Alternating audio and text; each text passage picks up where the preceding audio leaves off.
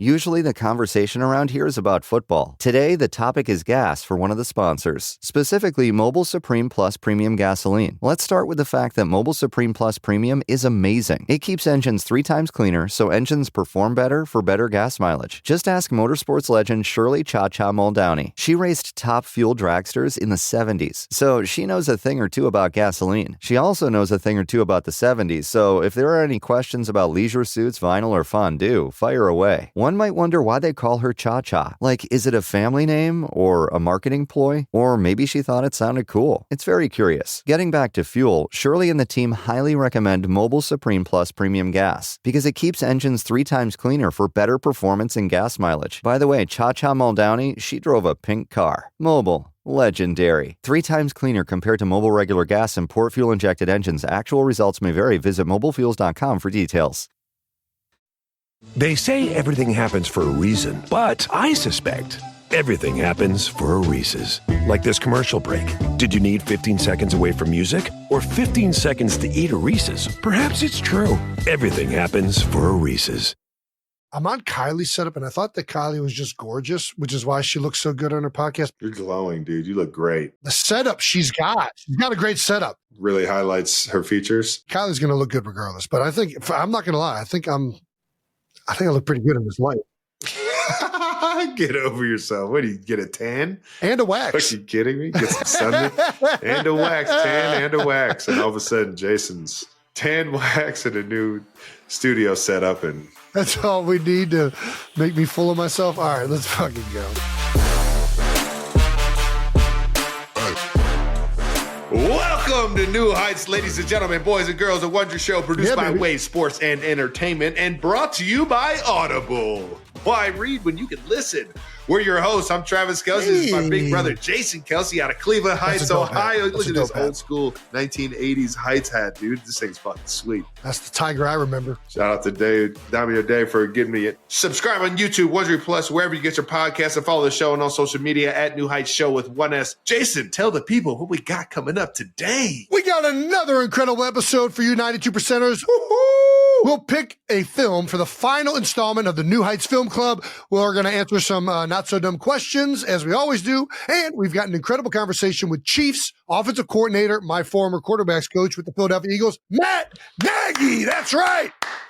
Let's go, Nags. It's my guy right there. We finally get to hear his side of the story on giving Pat Mahomes the answers to the test. Did he just slide him the test on it? Listen, if it's Pat Mahomes and you're that confident, give him the answers. All righty. He already has the answers. We're also going to get his opinions and thoughts on the Chiefs offense heading into the 2025 season. But before that, it's time for a little bit of that new news. New news is brought to you by American Express. All right. And the new news is we are watching Pretty Woman. Oh, let's do it. The tally is in. The tally is in. Pretty woman. Walking down the street, pretty woman. The one I'd like to meet, pretty woman.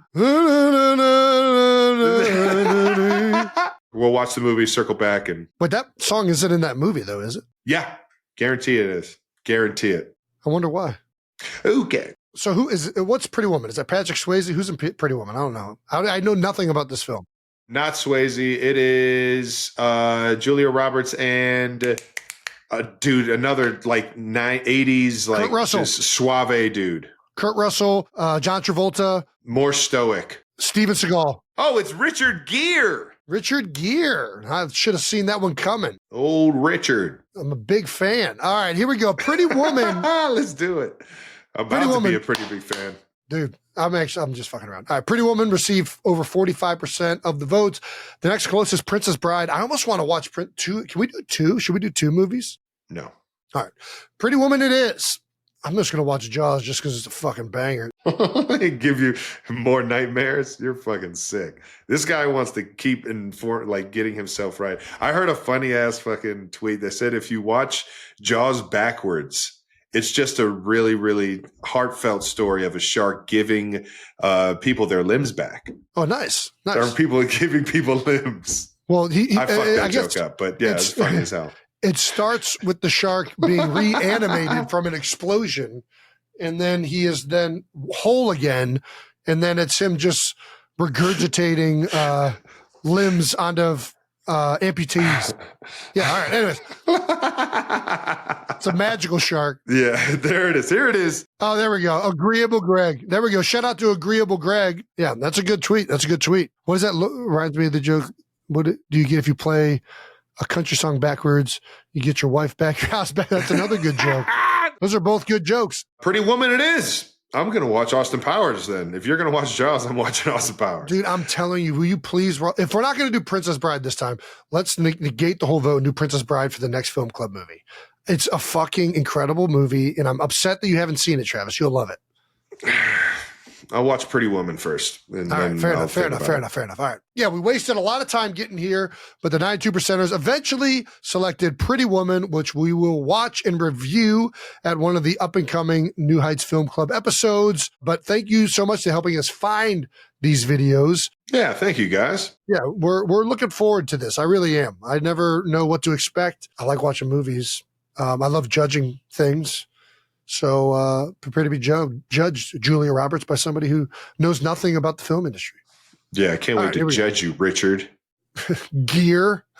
Some more new news. Travis attended the Patrick Bacon Charity Golf Tournament. Nice. Yeah, shout out to Patty Bakes. Shout out to Patty Bakes. Look at that forehead, man. You could put a fucking satellite dish on that thing. What does the funds of the Patty Bake golf tournament go towards? Yeah, so it's not the Patrick Bacon golf tournament. It's the Alex's Way Foundation golf tournament that my guy Patrick Bacon runs. Proud sponsor for City Insurance, which is the insurance company Patrick Bacon is in charge of. And well, that's awesome. Congrats out to Patty Bakes and everybody involved with that charity. That sounds tremendous.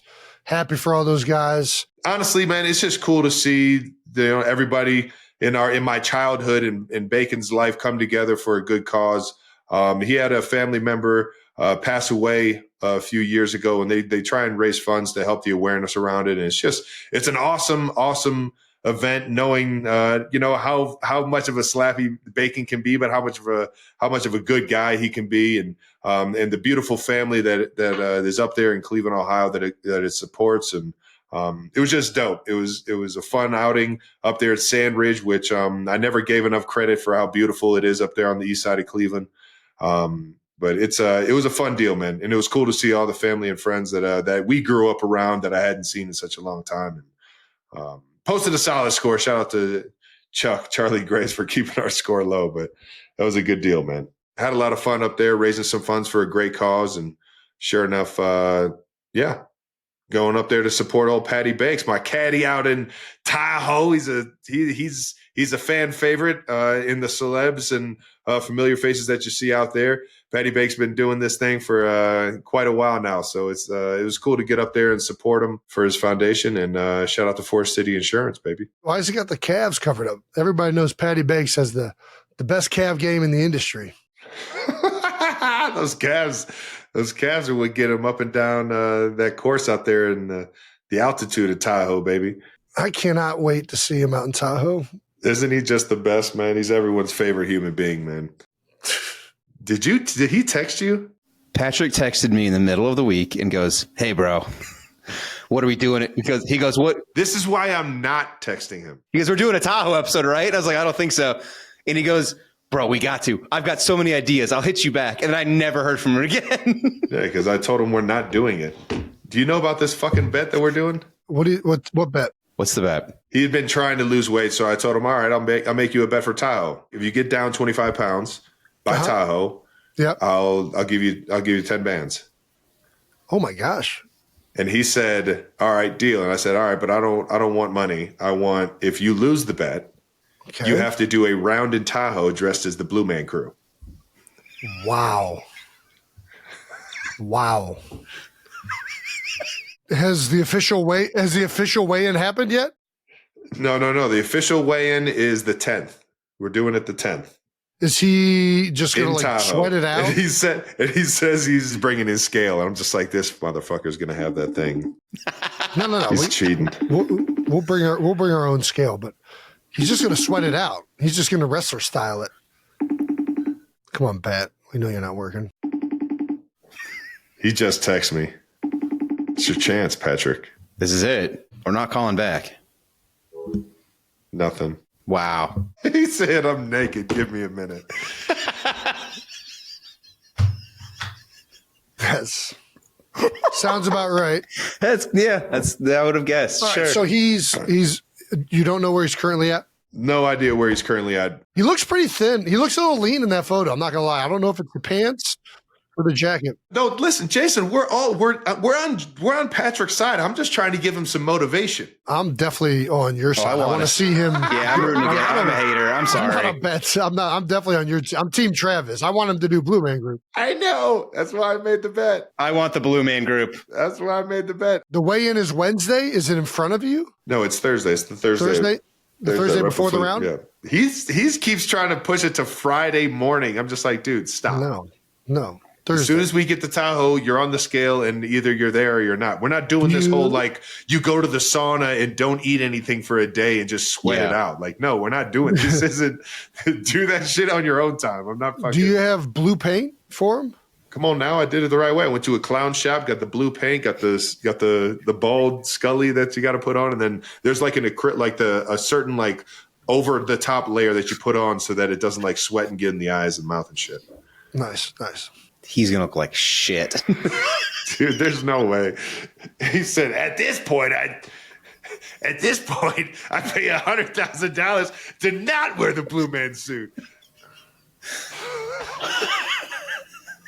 You kidding me? This is the most unfair bet ever.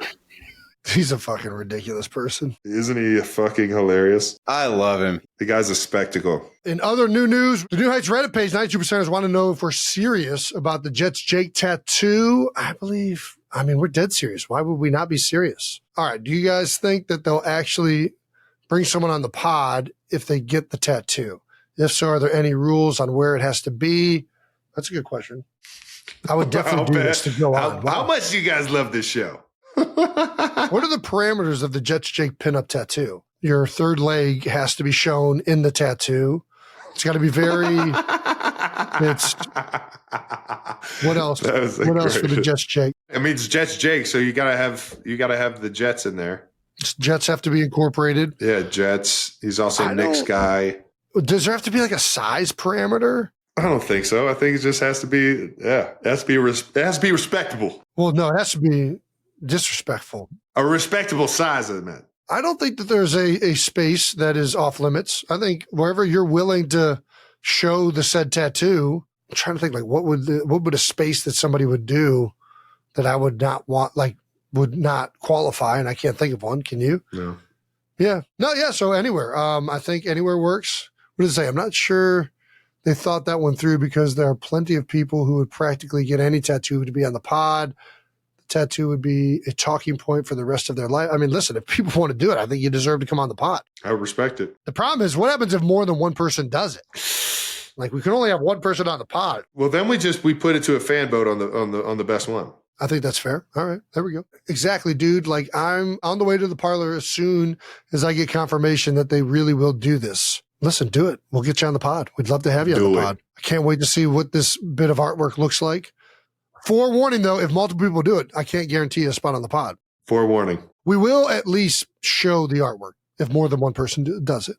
But to be on the pod, I think you got to, if you're the only person, then you're on. If there's multiple people, then we're going to have to divvy up some type of voting system. All right, in the last bit of new news, 92%ers, we have come to the end of the road. New Heights is wrapping up for the season. We will air the last episode of season 3 Wednesday, July 23rd.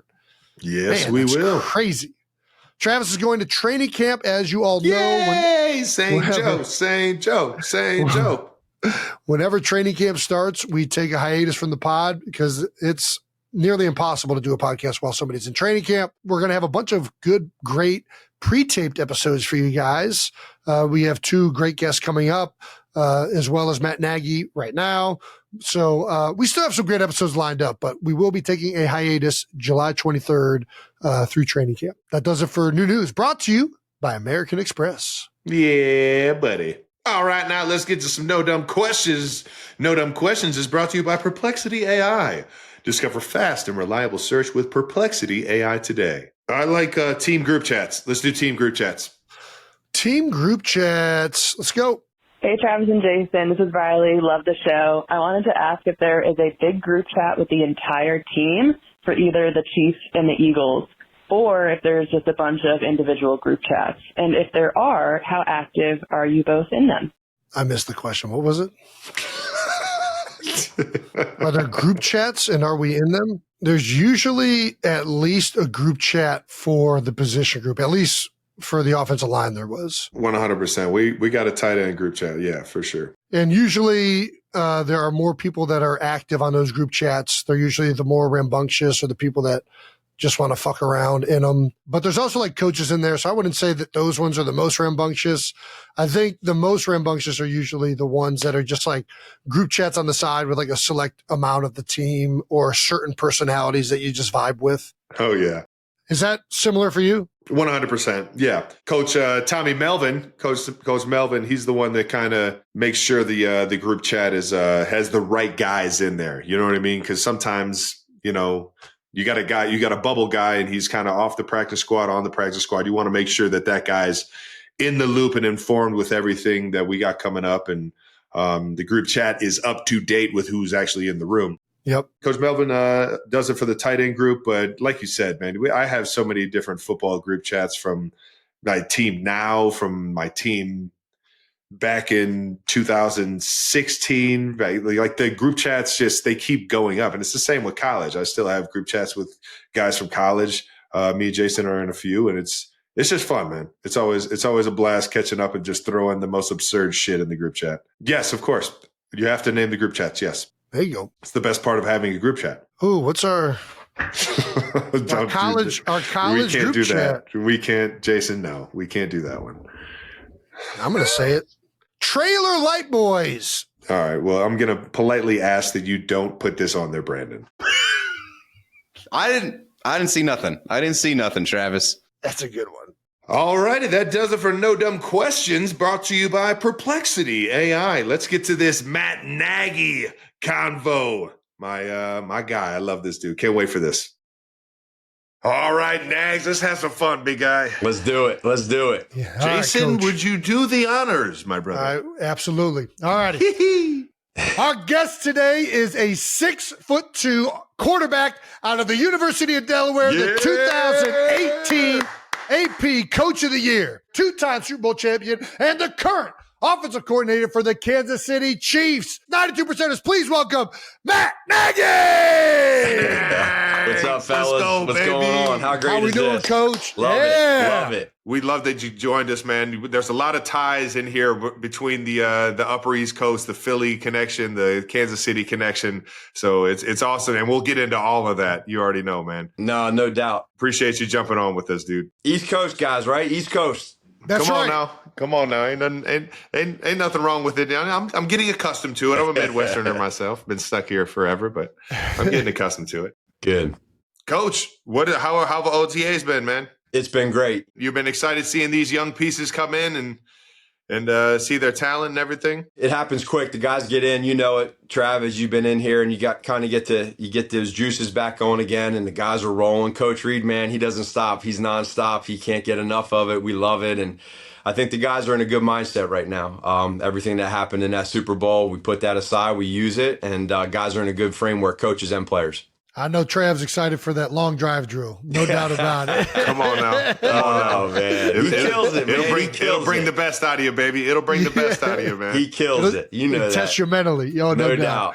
I would tell everybody this all the time, man. You can train your ass off doing everything possible. You could go flipping tires, running cross country, running hills. You can do all of the training, the perfect off-season training possible. There is nothing that will get you ready for an Andy Reid long drive drill. No. You are going to start that drill and just know mentally that after about 15 to 18 plays, you are going to be fucking miserable. Yes. Yes. The worst. There's nothing you can do about it other than just take that misery on with a good attitude. Yeah, no doubt. And I think, like, you know what? It's a funny story. So last year or 2 years ago, I was at the airport, and I forget what city I was in, whether it was Nashville or where it was, but I ran into Mitch Morse, of all people, and he was in Mitch Morse, baby. Yeah, man. He just was retired, man. I love that guy, man. Hell of a career, Mitch. And he was leaving. Doug was down. Peterson was down in Jacksonville, and Mitch was leaving to go down to Jacksonville.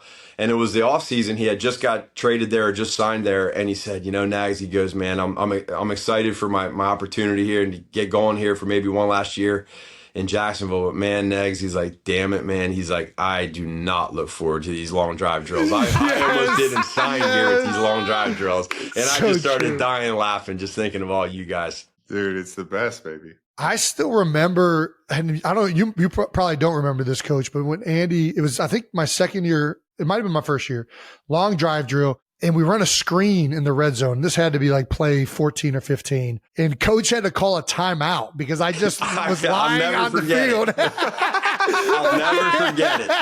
Never will I forget that. He's like, you all right, big fella? I'm like, yeah, I'll be all right. He's like, oh, get back in there. Let's go. We got to go. This is so good. Trav, did you know Coach almost played my rookie year?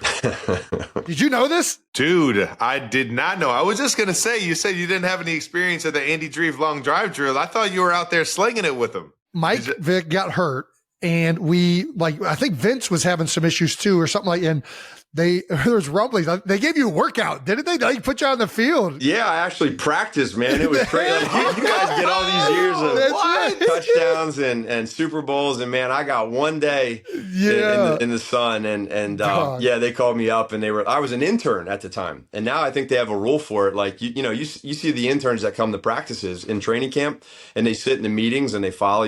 That was me in 2008, 2009. And my second year, I was there just helping out coaching. And yeah, Coach Reid, Veach was in Philly then. He calls me up. He goes, Nags, what are you doing? Come over here, man. You got to go talk to Coach. And then Coach goes, do you have an agent? Coach is like, do you have an agent? Are you in shape? And do you know the playbook? And I was like, yes, and yes. And I really didn't know the playbook. I wasn't in shape.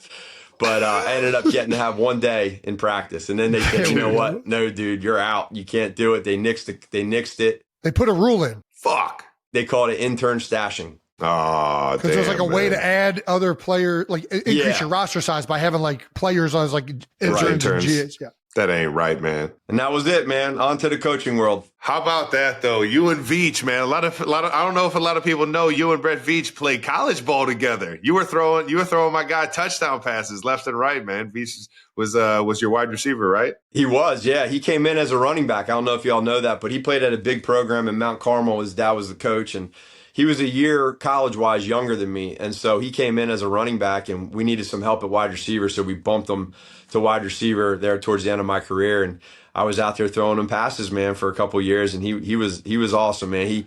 We had a couple plays versus Villanova that we still talk about to this day, and he was just he was a hell of a player. Hell yeah, dog. That's so crazy, man. Going to college with somebody like that and then finding a way to work with them and win championships with them. That's got to be a cool connection, man, between you guys. Oh, there's no doubt. And the reason why I'm in the NFL right now is because of Brett Veach. My dog. Speaking of coaching and college, you guys are going to be setting to St. Joe's sooner or later for a little bit of training camp action. You guys are getting back Rashee Rice and Isaiah Pacheco fully healthy this year, coming off of some injuries. How much do both those guys mean when they're fully healthy for you guys for Kansas City? It's huge for us. And, these guys, I think it's very important for everybody to know, like, people talk about it and I've been able to witness it. But when these guys, they don't understand, and Pat went through it with Alex, but they don't understand how lucky they are to be able to have Trav help them and what they do, understanding how to practice, how to run routes,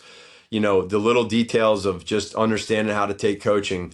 And so, like, I watch, and I know it's been documented, but like when Trav takes them off to the side and starts talking to them in his own lingo of how to run a certain route, that's like 10 times his weight in gold versus what any of us coaches are going to tell these guys, because it's respect factor that they have. And he doesn't have to do that. He's the greatest tight end, to ever play the game. Jace, you're the greatest center to ever play the game. I mean, that's an unbelievable tandem. And for me to be able to coach you guys and see like what you guys were as mentors, those two young guys, Rasheed and Xavier, what they have with Trav and what they have with Coach Reid and Patrick, it's special. And it really honestly, like, it makes coaching fun and it lets them just grow. And like, we see the growth and development. And that's the exciting part, is like to put it all together. And everyone's so selfless. Yeah. And those are the best teams. The best teams are when the players are also coaching, right? They're coaching up the young guys. For sure. And that's also helping them retain it. Like, I always felt like, the players coaching like the young guys, it wasn't like I was saying anything different than what Stout was saying. I'm just regurgitating that. But I'm saying it in a way because we're both on the same end receiving it from Stout. And when you say it to the player next to you, they're receiving it in the same way you interpreted it from the coach. Does that make sense? Like, 100%.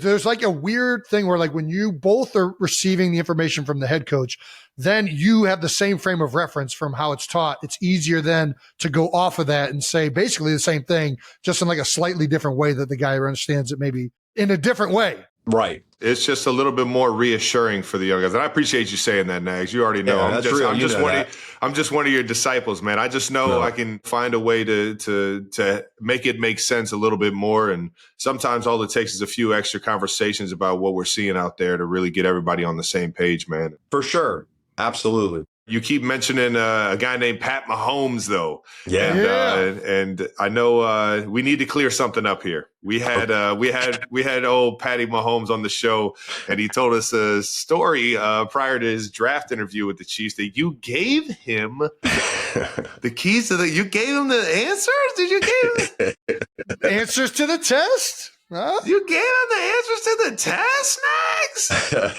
Max? Yeah, man. Fortunately, it ended up working out pretty good. I mean, Veach and I were, we knew how much Veach and Coach Reid liked him, and obviously I was in love with him too. So like you go into that process, and you guys know that whole deal with the combine and how it goes. But man, when you're convicted with somebody and you feel the way that we all did, I don't know. I guess it was better to ask for forgiveness than permission. One of those type of deals. I love it. Yeah, I'll never forget it because we just sat back and we went through off to the side in the deal, like in between meetings throughout the day. It was middle of the day. We actually talked a little bit through All Go Special, Trav. Come on now, baby. Just a little bit of some simple plays, but a few of them. And we also just said, hey, man, you got to get one or two wrong here. It can't be 100% on the test. You got to get like the 95. Yeah, it'll be obvious. It'll be obvious.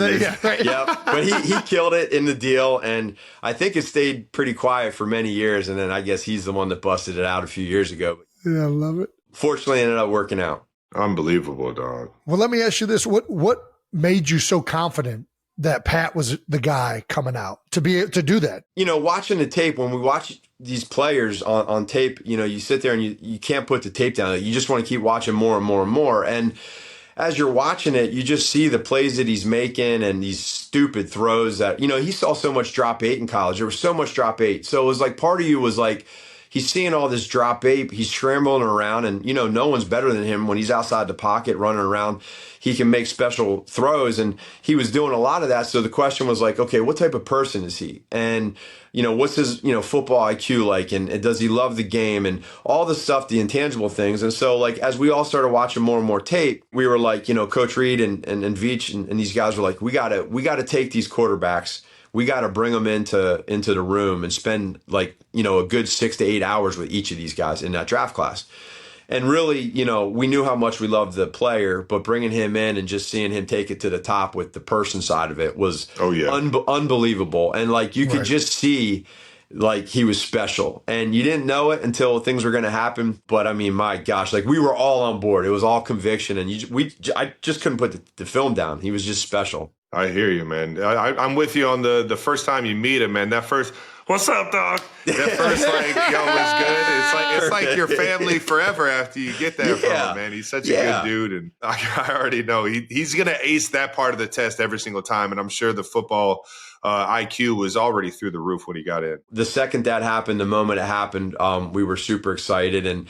It was one of those deals where then he came in as a freshman, or excuse me, as a rookie with Alex, and it's like, And Alex taught me as a young position coach, he's one of the most special human beings and people in my life. And what he did for that room and for Patrick and for myself and coach, everybody, that year, we'll all never forget it. And I just could tell story after story of that season of how good he was to Patrick, and also how well Patrick came in. Like Patrick didn't come in trying to be like, hey, I'm the future guy. He came in the best teammate he could possibly be. No doubt. And it just took off. And I think But I'll say this though, a lot of the times that it's a two-way street, but the veteran in the room usually dictates how that goes. And because if the veteran is open to it and they embrace this opportunity to teach this young guy and to be a productive room, it usually goes well, right? Without a doubt. I mean, Alex is, because of how good Patrick is, people forget what Alex did in the time that he was here. Especially that year. Especially that year specifically. That year, because we all remember, because we kind of took it personal, everyone was calling Alex like a game manager, check down Charlie type guy. And go back to 17, his last year when Patrick was drafted. Go back and check out the numbers and tell us who had the highest downfield. Like, he didn't care. And Patrick or Alex was just killing it, man. And he's a winner. He's a hell of a person. And like you guys said, man, what he did for Patrick and for me as a coach, I mean, come on, man, that was unbelievable. As good as gold, baby. What he did for me as a professional, his aura in the facility and how he conducted himself as a professional gave me an understanding of what I needed to get better at. Sure. And it wasn't necessarily the attributes. It was, how am I organizing all this information? How am I making myself better Monday, Tuesday, Wednesday, Thursday? Like, how am I setting up that day on Tuesday? How am I setting up my day on Wednesday to understand the entire base game plan? You know what I mean? Right. Watching Alex and just talking to him about football, he gave you that confidence and understanding that he knew everything he could possibly need to know about the defense he was playing. And when you have that trust in not only the guy that's slinging the ball around, but when you have that trust in somebody next to you, Mitchell Schwartz was the exact same way. Somebody that I knew he knew the answers to the test, because he was so smart and he understood defenses like that. And Alex, I would just go up to him and talk to him about pointless backside of the routes where I knew when it was zone, he was going to the 3-by side. And I would just be in my mind like, hey, like, is there ever a chance you're kind of like peeking back here 1-0? You know what I mean? I would just go up to him and just ask him questions, trying not to be annoying with it. But I just love talking ball with the guy. And he made me such a better player by just giving me just free wisdom, man. Yeah. That's awesome. And he had so much common sense too. Some guys are super smart. He's super smart, really intelligent, football, high football kid. Yeah. But he also had the self-awareness of common sense, of understanding why he did certain things. And I think to me, that's your perspective, Trav, and Pat has his own. But for me, I was a first-year quarterback coach in 2013.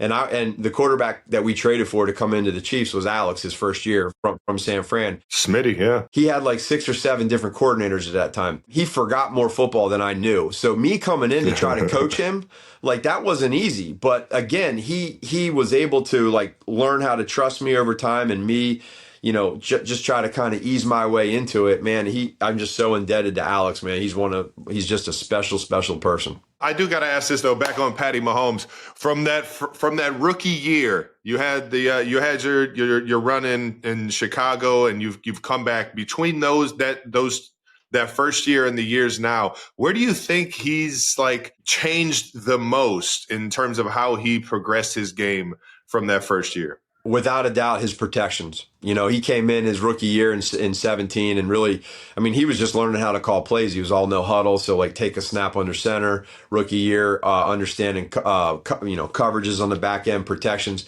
But now, you guys know how we do those walkthroughs in the morning, and as in 18, 19, 20, 21, those years where everything was just, you guys were clicking, and he was learning through the coaches I talked to and through him, the protections. If he didn't get the protections right, it didn't matter.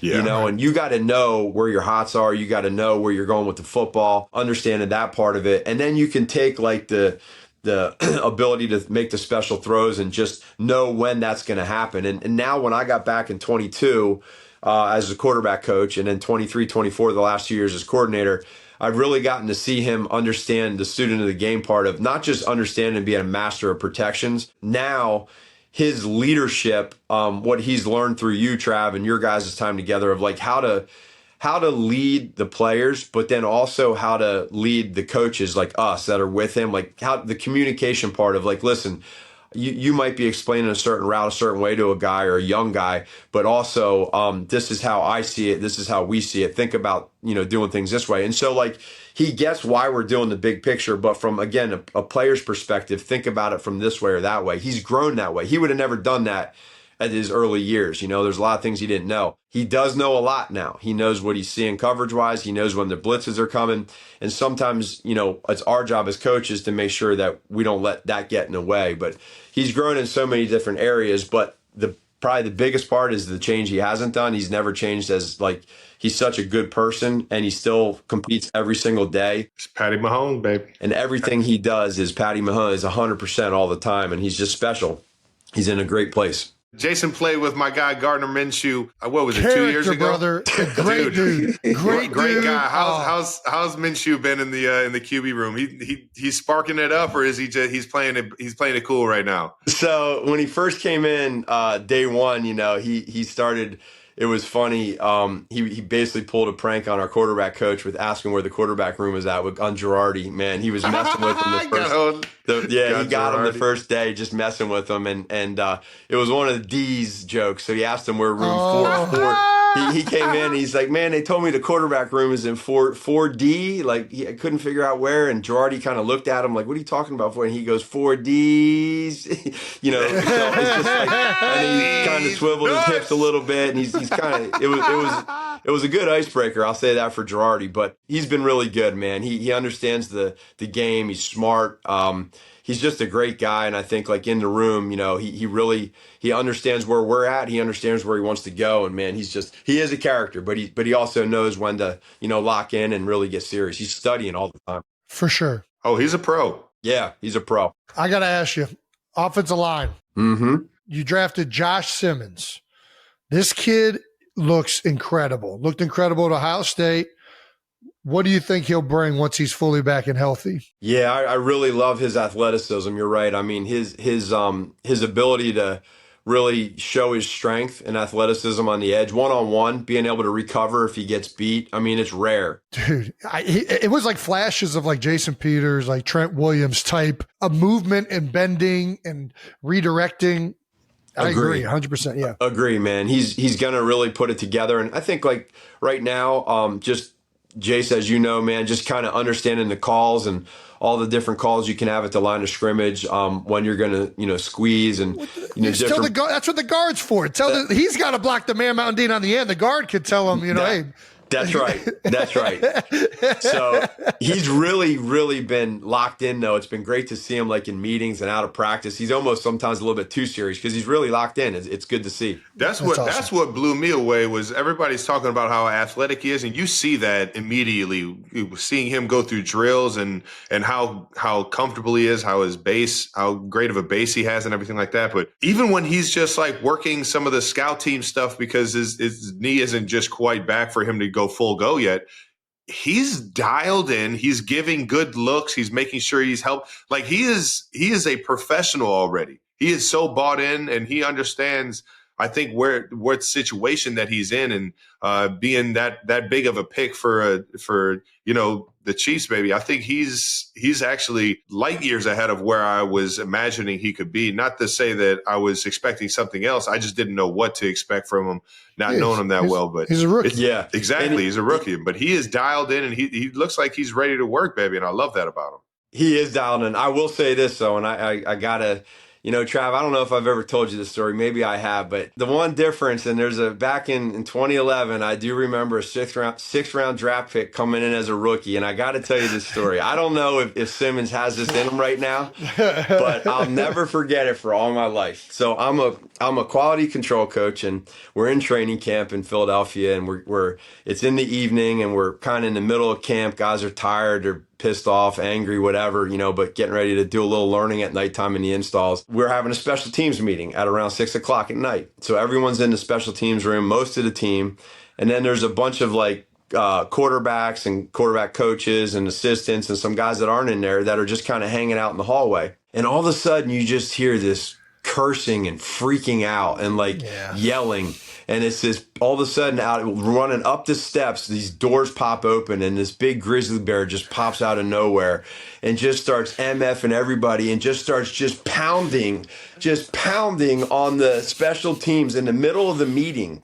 Yeah. He's pounding on the special teams door, pops it open, and is just like, who the F did, who messed with my car? You toilet papered my car, you stuck a banana in the pipe, you saran wrapped it, who the F did it? And all these guys are in the middle of a special teams meeting, turn around, what are we talking about? Here's a rookie interrupting the team special teams room, wanting to kill somebody for messing with his car in the middle of training camp. And we looked at each other to the side as coaches, we go, are you freaking kidding me? We got somebody here, man. This guy's freaking psycho. That's good. Fucking around. I like that was a positive. Yeah, That's I know good. you remember that. Oh, you kidding me? I definitely don't forget that. That was wild. That was, I was hit the door first, and Avant came out afterwards and he was like, man, I thought somebody was shooting a gun out here. I thought there was gunshots going. It was just you hitting the door. And I was like, I'll never forget it, man. I always tell all the rookies that. I remember him telling me that story when I was at Cincinnati. He was like, yeah, man, somebody fucked with my car, and I swear to God, if I find out who it is, I'm going to kill him. And I'm just like, dude, you're a rookie. And all we care about as coaches was we just loved it. We're like, yeah, we got a guy. 6th round, we got him. He's fired up. He's fired up. That's awesome. Sometimes you just got to show you're a little nuts, man. Yeah. I didn't have an issue with that. Don't take it there. It's easy when you're nuts. That's right. No doubt. So being under Andy Reid or being with Coach Reid for so long, is there any play that is ever off the table? Have you ever gone to him with something like, man, I don't know if he's gonna love this, or I don't know if he's gonna, if he's gonna think this is too crazy, or you know what? There's really not, I will say. I mean, even to the point, Kels, we put that one play in for Chris Jones that we had him doing a little bit of a pass, and he just No, Jason, you have no idea. This shit was bad, dude. I love Chris Jones to death, dog. I don't know what it was, but he needs to stay on the defensive side. It just we put it in for him, and we had him doing a little throw, and it just, I mean, usually, Coach, we put it in the incubator like with Dontari Poe. And with the jump pass, just let that thing simmer, baby. You worked it for a couple weeks. Yeah. And then, yeah. Yeah, this one was called Swingin' D, and it wasn't working, man. That play wasn't working. Swingin' D? Are you kidding me? That is amazing. It had the name. Oh, my God. It had the reference. It didn't work. We ran it. He would check, and it was a throw to me. Every single throw was 5 yards behind me at my feet. I'm just like, Coach, I don't think this is going to work. It got canned. It lasted about 2 weeks, and then Swingin' D went out, so no more of that. That was gone. But that's about the only one. Coach, man. And when you guys come up with the stuff, it means so much more for him, and he likes it and stamps it so much better when you guys do your creativity. So that's the best part. I still got one in my back pocket. I just might need to just put it on a little note card and just shove it under his door one of these days, man. Make sure it gets to him. You got to get it on his whiteboard there, and he gets that beautiful mind going in his whiteboard, man, and you don't know what pops up. There you go. Speaking of Coach, what's it like being Andy Reid's offensive coordinator? Every single day, I make sure that I never take it for granted. And not just being the offensive coordinator, but just being with him, being so lucky to be around him every single day. I look back to when he first hired me in 2010, been with him, till 2017. And then when I left to Chicago, and now to be able to take me back and just get to see it from a different perspective. Yeah. He's taught me so much. Of how to, be a coach, but how to handle certain situations, whether it's a player on or off the field. We talk so much life stuff too, that probably a lot of people don't know or understand in the coaching world. I mean, it's a lot of X's and O's, but we're together a lot. And so he's given me a lot of fatherly lessons of how to understand, with me having 4 boys and as they're growing up, things that I can do to help out and be better. And oh yeah. And I think this is one of the greatest coaches to ever coach in NFL history. Yeah. And I don't ever take that for granted. So, like, I'm still trying to take in when he gives me a note on a simple play that we've been doing for 15 years. I don't want to forget that part of it. Or if he gives me a coaching point of, how to coach a coach, right? And how to handle a situation, on how to do an install. What am I doing? Am I saying a few words, too many, little things like that. Absolutely. He's always trying to make us better. And Trav, like being together all these years, like whether it's a certain route or whatever, or the blocking technique, he's always going to just try to help you out. And it's all for one common denominator, as you know too, Jace, more than anybody. It's that it comes from love, man. Like this guy, he loves his players. He loves to see him have success, man. He wants that success for him, man. He does. And I think like that's where, for me to watch that and be a part of that, I try to tell these young coaches right now, like how fortunate they are to be able to coach for him, and what, we want to do it for him. One of my favorite installs ever. My guy, he's up there and he's kind of talking it through, and Byron Pringle, one of my favorite. He played in Chi-Town too, man. Listen, Byron Pringle is a wide receiver for us. One of the most physical. Like, he didn't get enough credit for the things he did for our team.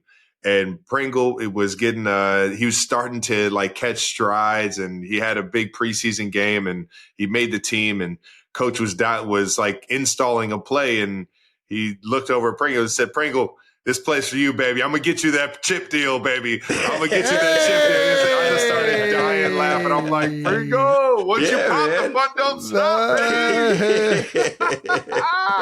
Oh man, and he did. He probably did. It probably worked. Do you have any favorite Andy story before we move on from Coach? Gosh, there's so many of them. Gosh, I'm getting caught off guard right now. The one story that occurred in my first stint here in 20, I think it was 16 or 17. It was like a Tuesday night, we're game planning, and every evening, Coach and I will go at around 5 o'clock, and we'll go down to the kitchen, cafeteria, and we'll sit down in between our break for half an hour, and we'll grab some food. And we've done it for many, many years. And so it was about a 5:30 on a Tuesday. We're in between. It's just Coach and I in the cafeteria, and it happened to be a steak night. So we're sitting there, and he's eating his steak, and he kind of all of a sudden. I get up and I walk over to the trash can to throw something away, and I look over to the table and I see him kind of like sneezing. And I'm like, man, Coach is sneezing. Oh, he'll be all right. And he just keeps sneezing. And I'm sitting there, and then he stands up, and I'm like looking, I'm like, yeah, I don't want to bother him. He's sneezing. I'll let him go. And all of a sudden he kind of like stops like coughing and choking, and I'm like, the guy's choking, like he's choking, I'm not. I gotta go, and he stopped, and he's like, oh man, he looks at me, and he's like, man, I go, oh Coach, I thought you were sneezing. He goes, no, I was choking on a piece of steak.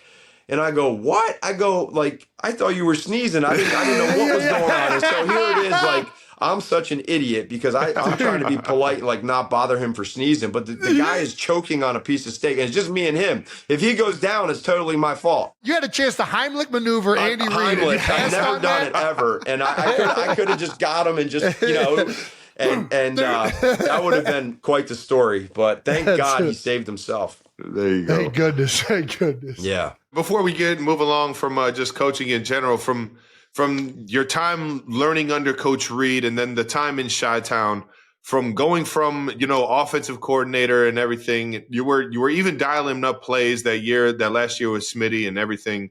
Yeah. What was the biggest difference in leading both sides of the ball and being that head coach in Chicago than it was just being a coordinator? Like, what do you think the biggest difference was? 100% the relationships with the entire team. So the defense and the special teams, and then understanding, making sure that those guys know I have the pulse of who they are and what's going on. And so like in 2018, when we got to Chicago, there just wasn't a lot of energy. They needed a little bit of positivity going around. And I think like what we had to do was create that culture. And the only way you do that is by winning. But you got to build trust, and you got to build relationships with the players so they do trust you. And the only way to do that is to be around them.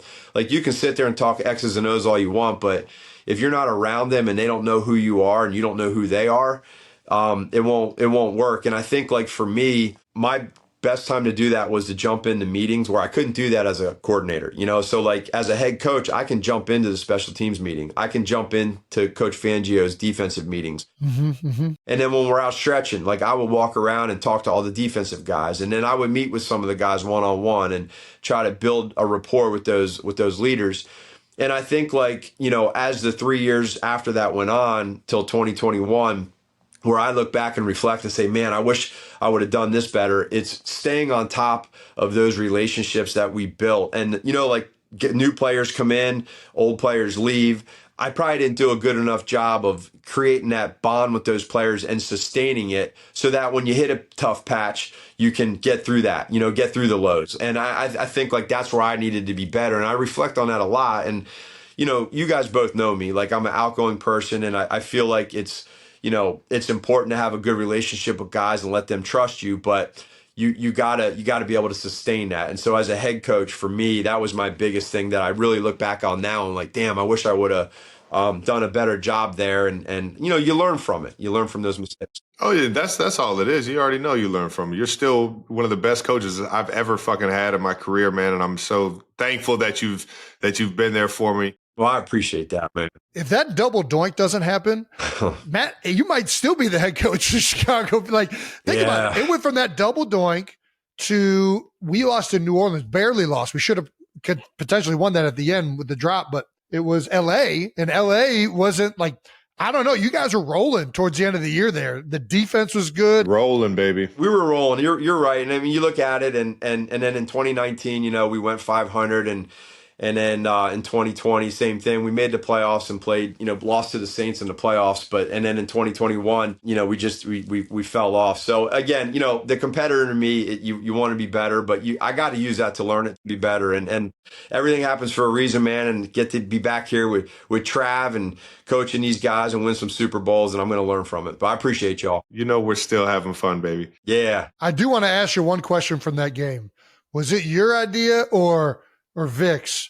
You guys kept holding the sub guy, and it messed up all of our game plan specific runs. Like, we kept calling all these plays in a goal line deep. I'm like, bro, we can't run this play to a 6-1. Like, what are we doing? Like, I was getting so pissed off because the play kept coming in. And then you'd see the big defensive lineman run out the field. I was like, we can't run this. We got 11 personnel out here. Yeah. It was messing up.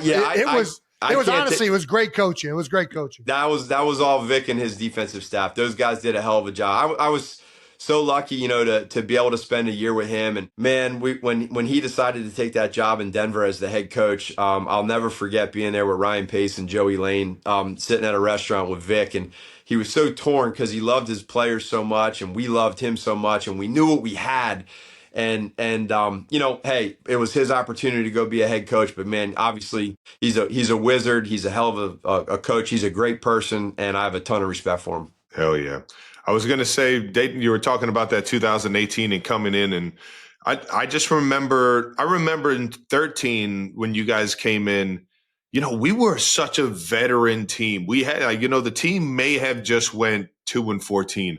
But we had Pro Bowlers, we had superstars, we had guys like that were at the top of their game, like Eric Berry, Justin Hughes, and when Alex came in, with Jamal Charles, we had studs on both sides of the ball, and Tamba Ali and Derek John. I mean, I could keep going. We had guys, right? Goes on and on, yeah. Dude, the defense when you first got there was insane. Stacked. I mean, you already know. Probably one of the most stacked defenses I've ever seen, yeah. I agree. It was ridiculous, man. Brandon Flowers. We had a whole bunch of studs. And it was crazy to me that, one, this team went 2-14 the year before.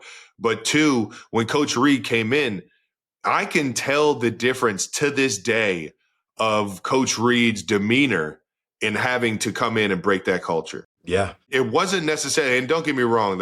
I have no idea what the situation was with the coaches before that or anything, but I heard guys complaining nonstop about how much and how hard we were practicing. Mm-hmm. And nowadays you don't hear anybody complaining. You just hear guys accepting that this is. Get the hell out of here. You guys don't complain about practicing hard. You'll never fucking hear that out of me. I don't believe it. I'll be the first one to put the pads on. All right. Yeah, I would confirm that, man. And I just say this real quick. The reason, and a huge reason that you guys bought in early on, and you guys have taken the torch, and you've done this with it, and everybody sees it now. You can't not, because of you guys wanting to do it. It's not a complaint. There are times it's like, man, we gotta fucking do this again. Like there's that, but it's the acceptance of this is the system. This is how you become great, and it works. Right. You're not questioning whether it's the right thing to do or not. Completely different situation back in 13 on the veterans that we had in there and how they were used to working and doing things, and how Coach Reid came in and gave them a new perspective on it. And I really think that's that turnaround with that talent. You saw it immediately. We won the first 10 games right off the bat because of how much those veteran guys knew the game of football. It played well together when they had that work ethic and how just, I don't know, everything came together. But I'll tell you what, man, I can only imagine how tough it is to go in there and demand that discipline and that trust in trying to break a system that hadn't been working. No doubt. And I'll never forget the first meeting that Coach Reid had of that year you're talking about. And just painting the picture again, Coach Reid, for the very first team meeting in 2013, we had our first team meeting. The entire team was in the team room, and those doors opened, and he came walking in, and it was quiet. And I remember I was sitting in the corner, and I looked over, and in the front row was all those dudes you just talked about: Tom Ali, Justin Houston, Eric Berry, Dontari Poe, Dwayne Bowe, Jamal. It goes on and on and on. Oh yeah, they were literally sitting up in their seat with their hands on their knees, and their eyes were huge, and they were just staring at this guy. And the second I saw that, I was like, they believe. This is what they needed. They believe. And then Coach just took it from there. And you remember we did all that no huddle those first couple practices. Come on now. That was crazy. And it wasn't just, it was the long drive drill. It's different when it's 18 plays of huddle. Yeah. Oh, for sure. It's a completely different experience when it is a no huddle long drive drill. Yeah. That is where you're you just want to you look at Alex, is like, just check it down. Just throw it immediately to the check down so we can get to the next play and get through this thing, man. Please. Secretly for the O-line, I'm kind of all about it because the D-line's only good for the first two plays. You're loving it's a big lead fest after that. Yeah. Hey, Jay, so Coach comes in and he doesn't even, and Trav probably doesn't even know this, but he has us working all off season to get ready for this OTAs that first year in 2013. And all of a sudden, before the first couple practices, he walks into the staff room with the coaches and he says, "All right, fellas," and he puts the playbook down and he goes, "Here's what we're going to do. These first 6 practices, we're going no huddle tempo every single play." We're like, "What? We have the play scripted." And he's like, "No, it's we're going no huddle. Every play is no huddle." And we didn't know it at the time. Yeah, why? That was his way of making them think mentally, try to break them down, condition them, but make them get tired and see how they respond to some frustration. He was like a wizard, man. I'll never forget going back to that. And then, like you said, we went 9-0, 10-0, and ended up making the playoffs. That's amazing. Hell yeah, baby. Speaking of first impressions, what was your first impressions of Travis Kelce? We talked about me. I want to know what you thought of Travis when you first got to know him. No, man, I'm telling you what. So he gets in his first year, and like you see this guy, and you can just it's the same way with Pat. Like you know, watching the tape, what he brings and what he did, and then you know he's got that quarterback background. But I always start with the person. Like you could just tell the competitor that he was. And just the fire that he had to be great from early on, from day one. And I'll never forget, like, just getting him into OTAs, getting him in practices. And then when things really took off, then when you got in there, and that, what was it? Was it Cincinnati game? Oh, the second preseason game. Second preseason game, because you had your injury there. The second preseason game, you ran an August special where you knotted the guy, caught it up the seam, and went like 70 yards and outran a corner and a safety linebacker. And we all looked at each other on the sideline and we just said, "Did we just see that?" And of course, Trav goes and he just dives into the end zone and does like a somersault into the end zone, just like sprawls. And we looked at each other like, this is going to be fun. And then every game, like, you just keep seeing the growth of, like, you know, what he was able to do. Like the one year we got New England into base defense a lot. So we would go 13 personnel and get them in base and put Kelce out there and let him run bubbles and RPOs. And like, okay, you want to go big? We're going to throw the ball. You want to go little? We'll run the ball and block. And so like playing that cat mouse game for all those years.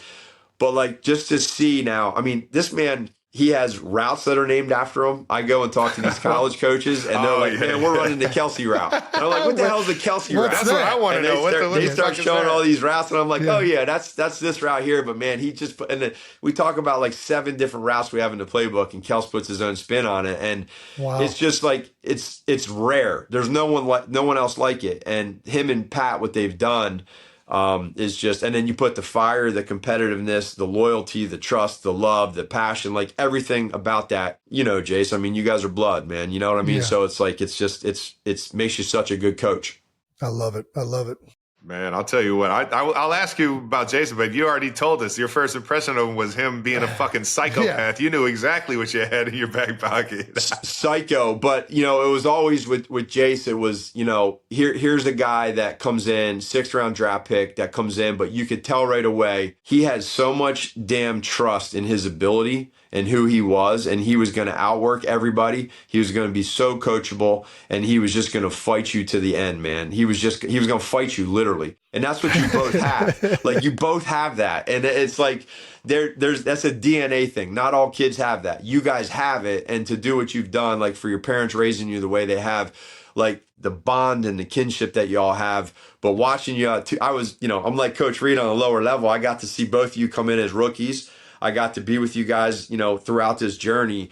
And I'm so lucky because like that, like you guys took it to the max. And not only that, but like I'm real big on just being yourself in this journey, and you guys are yourselves. Like you show your emotions. You love each other, man. You're there for each other. I'll never forget after that Super Bowl when we won against you guys the first time. Like I'll never forget that hug and that embrace and that look that you both had for each other. And like, it's powerful. And like, here it is to this day, what y'all are doing. It's just, I'm lucky to be able to know y'all. And I love you guys, man. You guys are special. So it's not to get all sappy on here, man, but I just got so much respect and a lot of love for y'all. Come on, baby. You already know we're emotional sons of bitches. No doubt. Let's jump into it. This is one of our last segments, but one of our favorite segments. We got to ask, but you don't have to answer, Nags. You can tell us to fuck off. You can just tell us to kick rocks if you don't want to answer these. All right. Who is the toughest defensive player to game plan for in your career, in your coaching career? Who have you like watched on film and just like, man, I don't know how we're going to deal with this guy? Yeah. In all the career, huh? I'm going to stay somewhat current, and I'm just going to give a ton of respect to Max Crosby, man. I just, I mean, Max. he's just, I mean, he's all over the place. I mean, Kelce, you know, there's times where they put him out and butched you like out by the sideline. Yeah, man. And that's okay. Oh, wait, and you want to talk about a guy that'll fight you to the fucking end. Yeah. It doesn't matter what that score is. Max is coming off the ball, and he's going to fucking punch you in the mouth, man. Yeah. I love competing against that dude, but you're right. He's unstoppable, man. He's one of the hardest to ever fucking game plan for. Yeah, and I go back to the Philly days, you know, and some of those rushes that we used to see from some of that Giants defensive line and the Cowboys with DeMarcus Ware back in the day. I mean, it was, my gosh, yeah, right. I mean, and so the guys on the inside, there's so many, but just because I'm so current right now and losing my train of thought, that's probably Crosby's early on there. There you go. All right. Do you still keep the BU on the play sheet? No, I don't. And no other reason, because I did that in Chicago, and I haven't done that here, but I do use that every single day, man. I live by that thing. Oh yeah, I hear it every day. My oldest son, man, he told me that, and that's something that at the time a 15-year-old told me, and I'll never, you know, I think that's powerful, man. Just be yourself. Don't try to be someone different. And that's something that Andy has always appreciated. That's one of the things I've always loved about Andy everywhere he's been. He wants guys to be their personality show, wants them to like genuinely be themselves. So I think I'm with you 100% on that. Yeah. That's the beautiful thing of a team. I love how Coach Reid says this, and then he has all these rules that you got to like abide by, like tuck your shirt in. And well, it's show your personalities within the confines of the team. I finally figured out why he does all these things. And yeah, I mean, he has like kind of that understanding of the military and how everybody has to, present themselves the right way and have that discipline aspect of like being one unit. You know what I mean? There's reasonings to it. You guys know he doesn't miss a thing either. Like he sees everything in training camp and practice. Like everybody, he sees periph on everything, no matter who you are. Oh man, it could be just when you don't think he's looking, man. Yeah, and my first year, I was back doing the cards in the back end, and I had a hat on, and I had a pencil in my ear, and I heard this whistle and I'm a first year coach, and I hear this whistle, and I'm like, and I don't react, and I hear it again. I look, and he's looking at me, and he points to here, and he goes like this, get rid of the pencil. That was in 2010. Never again in my life was there ever a pencil in my hat. Never. There never will be. Wow. So good, man. You gave Bears new head coach Ben Johnson this advice: win and beat the Packers. Mm-hmm. What's the best coaching advice you've ever received? The best coaching advice I've ever received was win and beat the Packers. Who told you that one? It was Coach Ditka. Ditka, yeah, baby. Yeah. He told me that, and unfortunately, we were 1-7 and against the Packers and Aaron Rodgers, and that's a tough draw. Yeah, that was tough. So that's I wasn't able to do that, so that's why I gave Ben that advice. There you go. As an offensive coordinator, do you think the average person could get 1 yard in the NFL? And like running the football, or just back there. However they got to do it. However they got to do it. Outside zone, get them a nice little screen out there. If I'm going to say no. I love it. You would have to get awfully lucky, dude. Hey, listen, that's no criticism. If I was out there, I couldn't get a yard. I used to think that, the offensive line could get the average person a yard. And Mitchell Schwartz actually gave the best rebuttal to this. Because it was like, the offensive line blocks it. Like anybody can just run behind them. But Mitchell Schwartz said, you don't get it, man. They're going to be so slow to get to that hole. Like they're going to be so out of phase with you guys. And I'm like, you know what? They're not going to know how to get to it. This is a good point. I never thought about it like that. They're not going to know how to set up their blocks. Yes. You know what I mean? Like they either got to catch the toss or they got to figure out the open pocket for the handoff.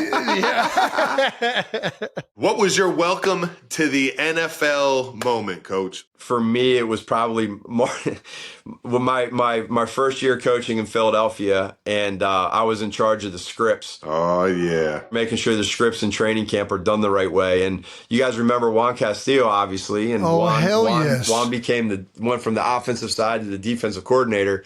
And the guy knew how to get into the system and figure out what the plays were for training camp with the offensive plays. This has been alleged for a long time. I didn't know it was proven. Okay, all right. Yeah, so me and Eugene Chung were in charge of the scripts. And one day, Coach Marty Morningweg called us into the office as the OC at the time, and he shut the door and he said, "Hey, man." And he just read us the riot act about not letting, how the heck are you going to let Juan get into the system and see our plays? This is BS. This doesn't happen. And I mean, I'm talking about he chewed our asses out. And we walked out of there and I'm like, I had one job to make sure that the defense doesn't get the script. So now, like, we have such a high-tech system right now, like you're not finding what plays we're doing. Like Spags isn't finding training camp scripts anymore. Like we got our quality control guys ready. But that was my welcome into the NFL. I was like, man, I got to get this right. So good. I will say this is always alleged though. Like every time the defense is kicking our tails, the coaches got the script. They got the script. Oh, you just know you're going to be in split double A against this exact play. Like it's like that's always right, fun in training camp. No doubt. Let me ask you this: it's not on here, but I'm just curious. So it feels like the NFL over the last couple years, it always goes in waves, and the Chiefs were such a high-powered offense for a long time. Really, NFL offenses were high-powered. It felt like points were up. Recently, defenses have kind of felt like they've been getting the upper hand. What have you seen change, I guess, that you think is leading to defenses having a little bit more success? What are they doing differently? Drop bait became a phase for a little while. I think that's gone away a little bit. I think that from the offensive perspective, for some teams, the running back position / plays aren't, I don't know that 100%, but I feel like sometimes right now, like those downfield chunk plays, and we've talked about it here internally, like the last couple of years of being able to try to get downfield. You see more shell. You see teams saying, listen, man, we're going to bend but don't break, and we're going to make teams be great in the red zone. And I think like when you look back at the coverage schemes from these defensive coordinators back in the day, 10 years ago, even just 15, 12, 10 years ago, yeah, it was much more single high. It was more predictable to understand what they were in. And now you're seeing all these crazy different fronts and adjustments and blitz and back end stuff that, you want to be able to try to take shots downfield. And sometimes they're not going to let you, but it's real. It's there. And I think that right now teams are okay with like saying, you're not going to go downfield and then we're going to make you be great in the red zone and self-inflict with turnovers, penalties, etc.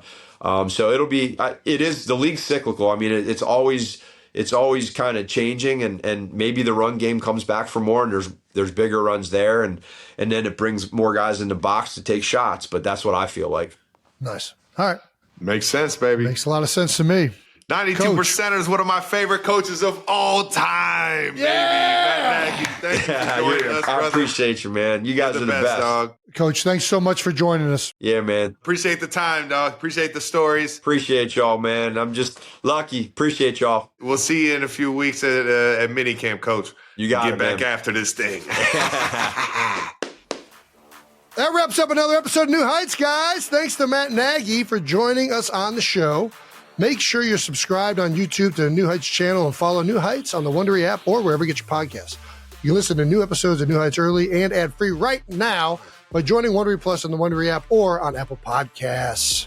Once again, New Heights, our Wonder Show, produced by Wave Sports and Entertainment and brought to you by Audible. Follow the show on all social media at New Heights Show with 1S for fun clips throughout the weeks. And thanks to our production and crew for always making us look great. And thank you to the 92%ers. We'll see you guys next week.